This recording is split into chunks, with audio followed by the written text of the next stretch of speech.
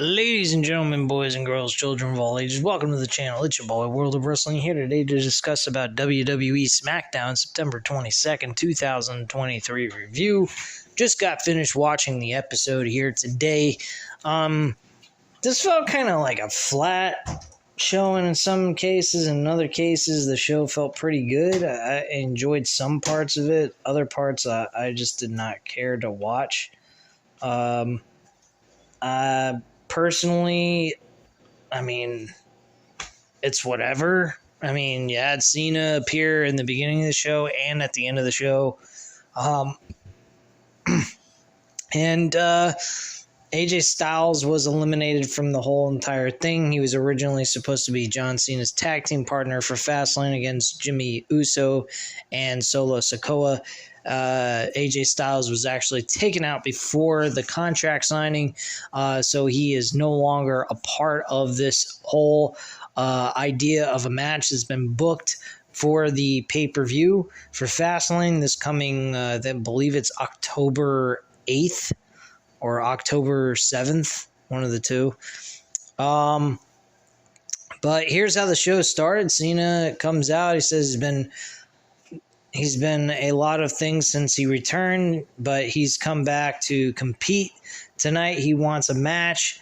Cena asks the crowd if tonight is a good night to have a match. The crowd goes nuts, and Cena says he's angry at the Bloodline and he thinks he's found a partner for tonight, and AJ Styles' music hits. Styles joins Cena in the ring and snatches the mic out of his hands. Styles tells the Bloodline if they want some, come get some. And Jimmy Uso and Solo Sikoa power walk to the ring, and Solo Sikoa Uso pop up on the apron, and Cena tears off his shirt, and Styles gets ready for a battle, and Uso and Solo Sikoa walk away. Backstage, though, Cena and Styles try to convince Adam Pearce to book a match for them against the Bloodline, and Pearce says it's kind of complicated. I don't know how it's complicated. Just book the fucking match. You're the guy that books the shows, so I don't know what's so difficult about that, but whatever. We had Santos Escobar and Mysterio tag team together against the Street Profits. Santos Escobar and Mysterio win this match by an unfortunate issue that Angelo Dawkins was refusing to get the help of Bobby Lashley. Bobby Lashley, near the end of the match, actually slams Rey Mysterio right on the end of the mat on the side of the apron and then throws him in, and basically Mysterio is given to him on a platter, and Angelo Dawkins refuses to go for the pinfall. Instead, he tries to perform his own finishing maneuver, gets countered by Rey Mysterio, and Rey Mysterio ends up doing a roll-up pinfall for the win and the W, and that's how the match ends. After the match, though, Lashley storms off and is pissed off backstage, yells at both of them, mostly at Angelo Dawkins, but since Montez Ford is part of the tag team, he said that if you guys can't win, then I guess I'm going to have to find other people, and there's plenty of people that are willing to take your spots and work with me. So I hope this is not like some sort of breakdown between these three already, because that would be kind of fucking ridiculous. I don't know why they made them suffer an L here. This was kind of stupid, but it is what it is. Personally, I think that these three guys, this trio group, is actually really entertaining and something worth going for, and I think it's something that might actually be successful. Austin Theory comes up next. He rushes to the commentary desk and accosts Michael Cole for attributing the recent success of this past week's SmackDown to The Rock. Theory rants about their segment having so many views because of him, not The Rock. Referees and officials pull Theory away from the desk. Then we have backstage, Adam Pearce walks into the Bloodline dressing room. He has a contract for a tag team match against Styles and Cena at Fastlane, and Jimmy tells Pearce they will sign it in the ring tonight, and Heyman asks who gave the order. Uso doesn't answer. Heyman is flabbergasted, so he whips out his phone and calls Roman Reigns.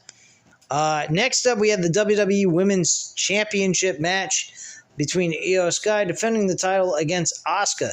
This was actually a fairly decent matchup, but the ending kind of had a shitty ending with the interference of Bayley and Charlotte Flair. Charlotte Flair was actually by ringside while this match was going on, and the match kind of ended in a really shitty way, in my personal opinion. There was actually confusion. Sky surprises Asuka with a running double kick or double knee strike, followed by the over the moonsault for the win and retains her championship. But Charlotte Flair had a lot to do with Io Sky actually winning the match, because Asuka was a little confused and distracted by what happened outside the ring while her match was going on with Io Sky. So Asuka once again screwed out of the fucking championship and continues to get screwed. Why this was not on pay-per-view for Fastlane, I have no idea. This was a noteworthy type of match that should have been on a pay-per-view show, but unfortunately it was just put on Smackdown, where it seemed very flat, and I didn't particularly care for this. So, it is what it is.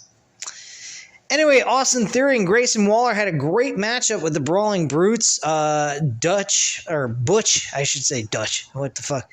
He might as well be Dutch instead of Butch, because Dutch sounds a lot better than Butch. But Pete Dunne I would prefer, and his tag team partner, Ridge Holland. I mean, they had a good match with Austin Theory and Grayson Waller. Grayson Waller and Austin Theory actually walk away with the W, though. And Theory follows up with an A-Town down after the Waller hits the Rolling Thunder Stunner to Ridge Holland, and then Theory hits the A-Town down for the win for their team. These two seem like they're more of a tag team than anything else. Personally, I would say they actually should be in tag team wrestling. They should be tag team champions at some point. I think that would be a great idea. I think they gel very well together. I think they have a lot of... They kind of come off of each other very well. They have good chemistry. I honestly think they're a noteworthy tag team that you could utilize for a year and use them for the tag team division until you feel the need to move Austin Theory to the main event scene and get Grayson Waller into the IC or US Championship picture. That's the way I would do it. But that's just me. I don't know what you guys think about that. Main event segment was actually John Cena signing the contract for Fastlane, and then AJ Styles being attacked by Uso and Solo Sikoa in a really, really devastating backstage assault. Unfortunately, the leap by Solo Sikoa did not look so great because of the fact the way they did it. Apparently, from what we see after the event happened, we see AJ Styles through a table. Now, we all know how these tables are. They're very weak. You throw any kind of heavy weight on top of it, it can easily break. Well, Jimmy Uso threw AJ Styles on top of that table. You would have thought that that table broke before Solo Sikoa did a leap off the top of these crates onto AJ Styles from about 10 feet in the air. Doesn't really match up, truthfully. So logically, it didn't come across very well executed, in my personal opinion. But it is what it is. You can take it as you will. Me personally, I did not like the spot. It did not make a whole lot of sense when it comes to the table. But they pretty much demolished AJ Styles based on what they were trying to pull off here. Then John Cena went ahead and helped AJ Styles go in the ambulance, and the rest of the OC followed. And I believe Carl Anderson said that we told AJ Styles to stay away from the Bloodline and not get involved in their business.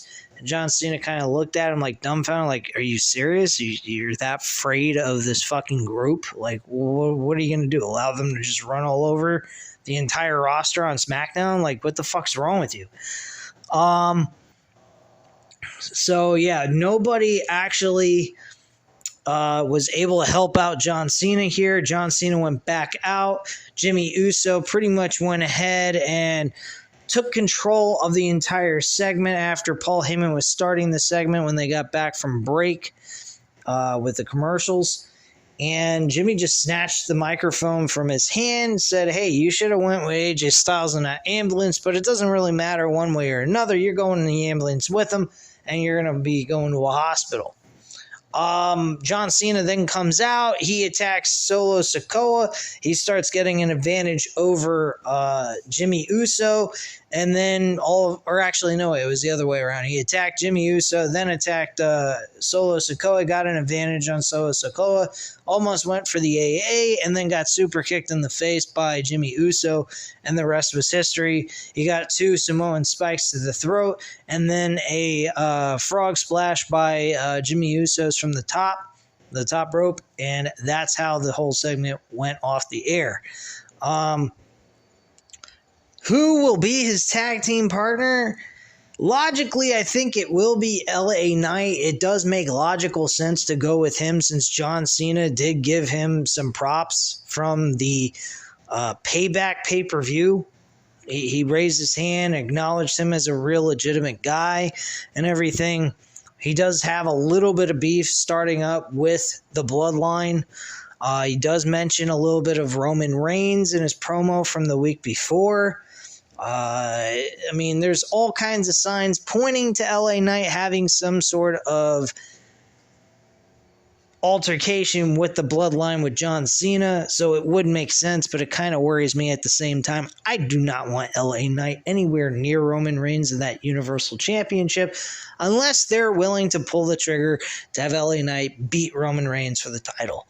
If that's what they're going for, then I'm all for it. If they're not going to pull the trigger with LA Knight becoming the champion, I don't want LA Knight facing Roman Reigns. He does not deserve a loss. He deserves to win the world title or a mid-card title at this point just to play it safe in case they don't feel comfortable enough with him being the world champion at this present time and they want to hold off another year. If that's what they want to do, by all means, I'm all for it. Just give him a fucking mid-card title at this point. If you wanted to move him over to Raw and have him beat Gunther for the IC Championship, totally cool with that idea. I don't know how you'd make sense of it, but it is what it is. But personally, I thought the show was okay, sort of, and certain parts of it was flat as fuck. Didn't entertain me as much as I would hope, and the good thing is, it's only 2 hours. So if the show's shit, at least it ain't 3 hours of boredom. It's only 2 hours of boredom. But anyway, guys, that's all I have to say here at this time. You know what to do. Hit the like button if you like this video. Hit the subscribe button if you're not already subscribed to the channel. And leave a comment down below. I'll definitely get back to you on that. Thank you guys very much for watching. Have a great night, guys. Bye.